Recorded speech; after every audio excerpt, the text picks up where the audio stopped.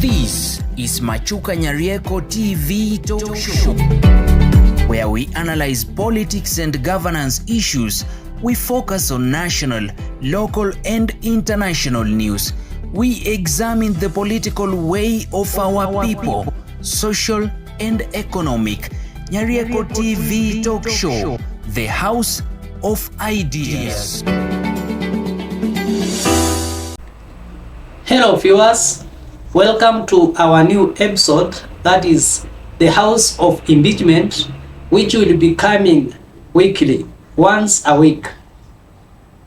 This is Machuka Nyarieko TV Talk Show, the House of Ideas. I'm delighted to welcome you to this new episode, in which we shall focus on our National Assembly and how it operates. In other words, we shall be doing the checks and balances.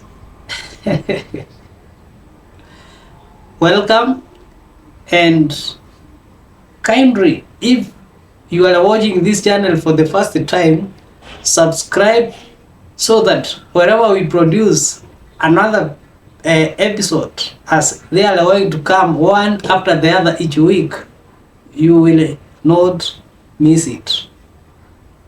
Thank you. Back to our discussion. In your own opinion, do you think our National Assembly, our Senate, have worked to your satisfactory? Of course, the major role of the National Assembly and the Senate is to oversight. The National Assembly has to oversight the other institutions of the government. The National Assembly is the one which approves the government revenues, expenditures.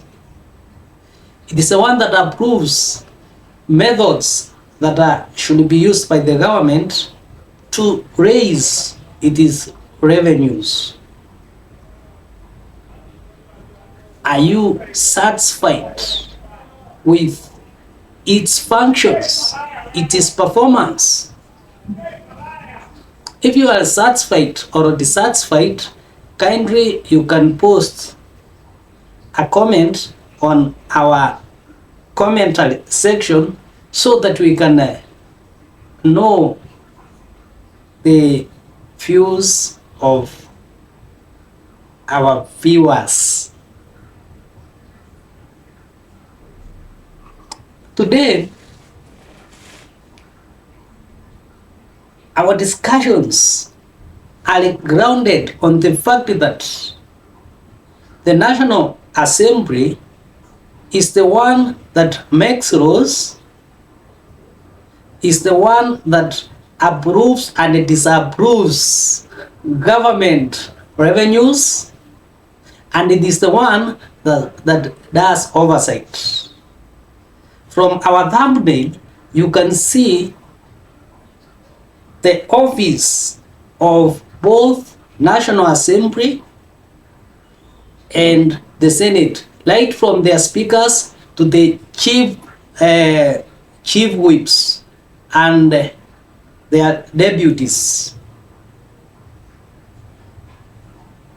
And this office functioning properly. If I can, for example, give or look at the judiciary, you will hardly see the judiciary or members of the judiciary, the people, the likes of Joaquin Dungu, Philomena Muiru,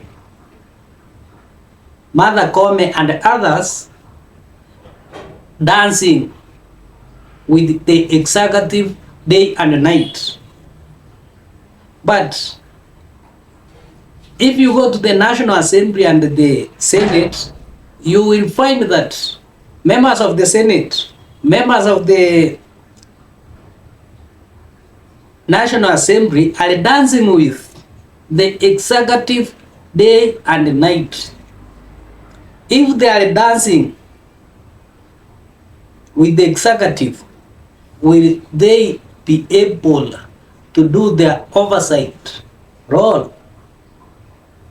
Is it time for the speaker or the speakers to control their members of parliament? With the executive, the president has got his cabinet ministers or members of the executive, which he should work comfortably with without the assistance of the members of parliament. The members of parliament have got their roles of making laws. Their duty to ensure that the government performs its roles is through legislating laws in the National Assembly. But what happens if they keep on dancing with the executive? It means that they will not perform their duties as expected. They will take much of their time to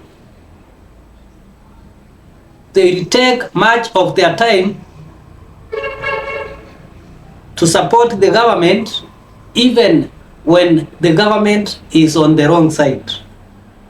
Even when the government is bringing unpopular laws or policies for them to examine and pass them. Is it time once again for members of parliament to be independent? Because as things stand, the members of parliament are just a department, a very minor department, which has no respect in the state, within the state. Because with the constitutional mandate that has been given to the members of parliament,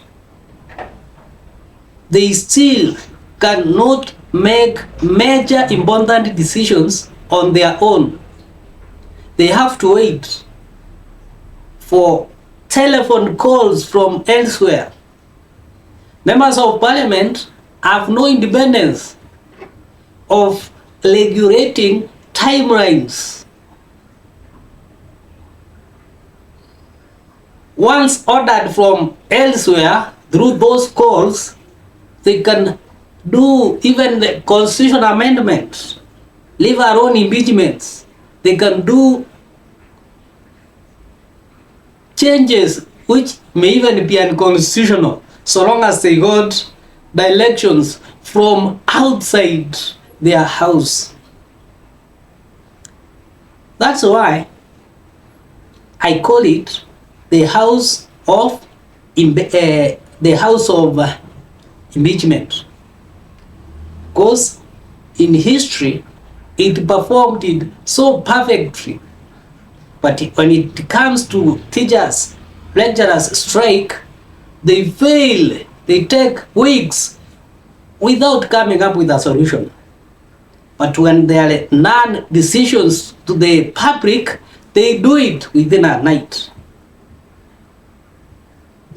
What is more significant now between, for instance, impeaching the deputy president and the lecturers strike? They have taken weeks. Young people are languishing outside. There is no running taking places at various universities, and members of parliament are sleeping normally. But if it was a directive from State House for this case, they will all be there, more than 281 in parliament, trying to solve issues. So what is their bill, or what is this episode going to focus, it is going to focus on the independence of parliament.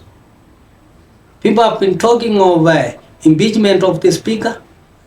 It can be possible because he has lost his independence. If he was hard like Kome, I'm not saying that Kome is so strong, but if he was hard like people like Maraga, then the National Assembly could have its respect. But as things stand, they can be manipulated and they can as well be impeached.